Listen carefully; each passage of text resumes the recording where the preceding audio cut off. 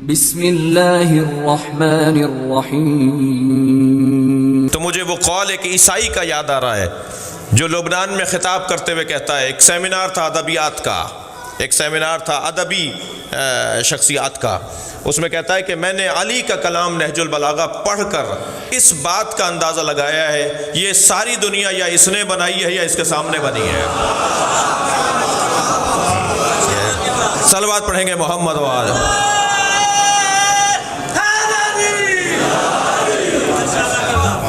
مجھے اور آپ کو جتنا فخر کریں نا کم ہے، اور اگر کبھی ہمیں غرور کرنے کی اجازت ملی تو اسی بات پر اجازت ملے گی کہ ہم علی کو پہلا امام مانتے ہیں۔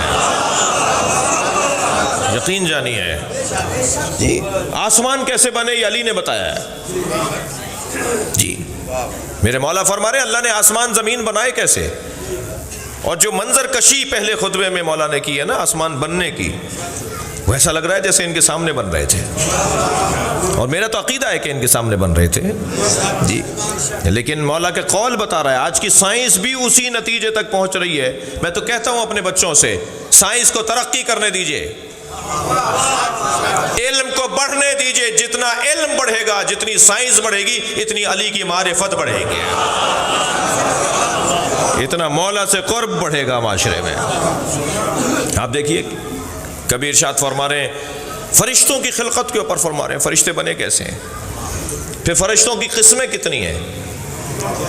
اللہ اکبر جی۔ فخر الدین رازی سنی عالم دین ہیں، تفسیر کبیر کے اندر اس آیت کی جو سورہ بقرہ کی 30ویں آیت ہے، وَإِذْ قَالَ رَبُّكَ لِلْمَلَائِكَةِ إِنِّي جَاعِلٌ فِي الْأَرْضِ خلیفہ، یہ جو آیت ہے 30ویں آیت ہے، آیت نمبر 30۔ اس آیت کی تفسیر میں فخر الدین رازی کہتے ہیں کہ اللہ اور رسول اللہ کے بعد فرشتوں کے بارے میں جتنا اچھا بیان علی کا ہے، کسی اور کے گزر میں بھی نہیں ہے، سوچ میں بھی نہیں ہے کہ فرشتوں کے بارے میں کوئی بات کرے جی۔ میں آپ سے، آپ کے توسط سے سب سے کہوں گا، اور آپ کی تسلی کے لیے اور آپ کی حوصلہ افزائی کے لیے میں یہ جملہ کہوں گا کہ مجھے اور آپ کو اللہ کا شکر ادا کرنا چاہیے، ہم جس دروازے پر بیٹھے ہیں اس سے اچھا دروازہ نہیں ہے۔ دنیا کہاں بیٹھی ہے مجھے اس سے غرض نہیں ہے، مگر ہم جہاں بیٹھے ہیں وہاں سے جنت کا راستہ بنتا ہے۔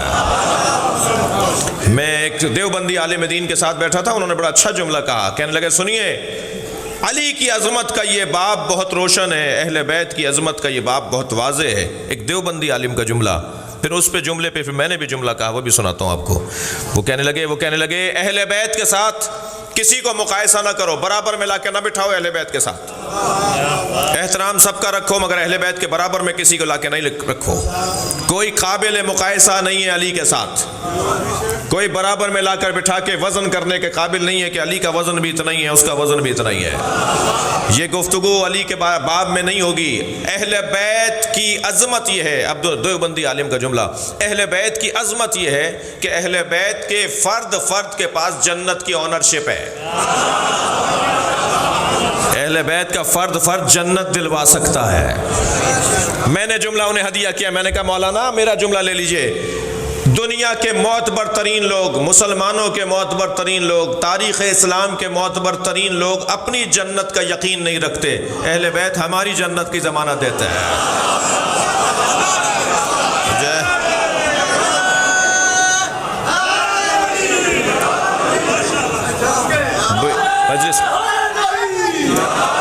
مجلس میں جوان تشریف فرما ہیں اور ہر طبقے کے لوگ تشریف فرمائے ہیں، ہر جگہ ایک ہی آواز ہے نا کہ میرٹ پر تقرریاں ہونی چاہیے، میرٹ پہ داخلے ہونے چاہیے، میرٹ پہ پارٹی ٹکٹ ملنے چاہیے، میرٹ پر تعیناتیاں ہونی چاہیے، میرٹ پہ داخلے اور ٹرانسفر ہونے چاہیے۔ ہم بھی تو 1400 سال سے یہی کہہ رہے ہیں، نبی کے بعد میرٹ پہ ماننا چاہیے۔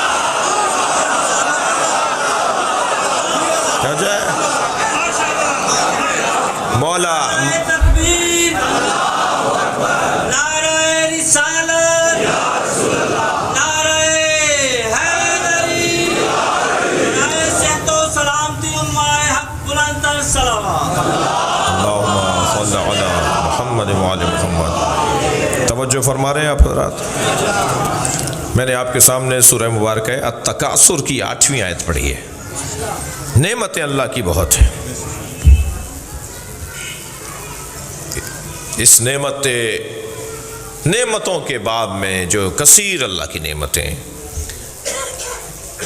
قیامت میں اللہ کہہ رہا ہے صرف ایک نعمت کے بارے میں ان سے سوال کروں گا،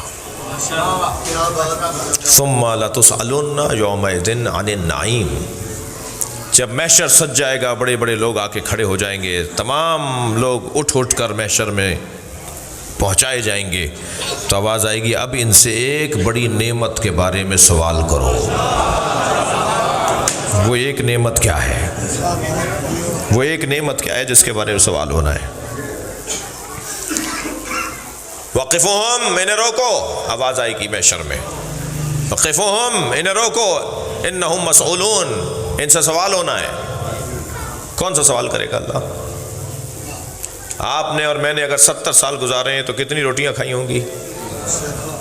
تو پھر یہی ہوتا رہے گا، وہاں روٹیاں گنواتے رہیں گے، کتنی دفعہ پانی پیا ہے یہ گنواتے رہیں گے، کتنے گلاس پانی پیا۔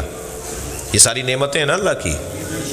جب اس آیت کی تفسیر پوچھی امام اعظم حضرت امام ابو حنیفہ سے، فرمائیے کیا کہتی ہے آیت؟ یہ کہنے لگے اللہ قیامت میں سوال کرے گا میں نے تمہیں پانی دیا، میں نے تمہیں روٹی دی، میں نے تمہیں سالم ہوا دی، میں نے تمہیں زندگی دی، میں نے تمہیں بچے دیے، میں نے تمہیں ماں باپ کی سالمیت دی، میں نے تمہیں یہ دیا۔ یہ اللہ پوچھے گا۔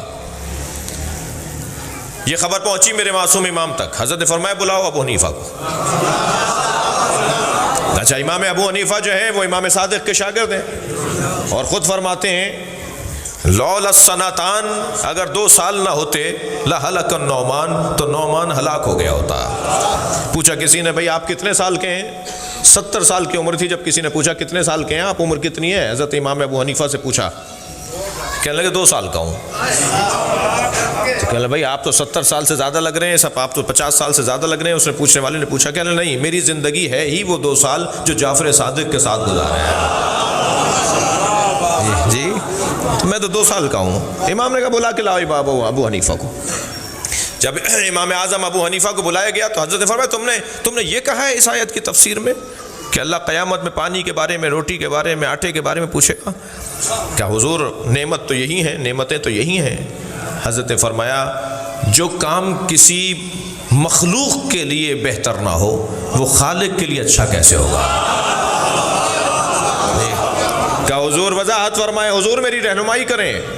امام نے فرمایا اگر تم کسی کو کھانا کھلاؤ اور 10 سال بعد وہ شخص تمہیں کہیں نظر آئے اور وہ تمہیں پہچان نہ رہا ہو، اور تم یہ کہہ کر یاد دلاؤ کہ ہم وہی ہیں جس نے تمہیں روٹی کھلائی تھی، تو تمہاری مذمت کی جائے گی کہ روٹی کھلا کے یاد دلا رہا ہے۔ جب یہ کام تم کرو تو تمہاری مذمت ہو، تو اللہ کیسے قیامت میں کہے گا کہ میں نے روٹی کھلائی ہے؟ اللہ کیسے کہے گا قیامت میں کہ میں نے تمہیں پانی پلایا ہے؟ کہنے لگے پھر حضور یہ نعمت کون سی ہے؟ میرے مولا صادق نے اپنے سینے پہ ہاتھ رکھ کے فرمایا ہمارے جد علی کی محبت، یہ نعمت عظمیٰ پروردگار ہے۔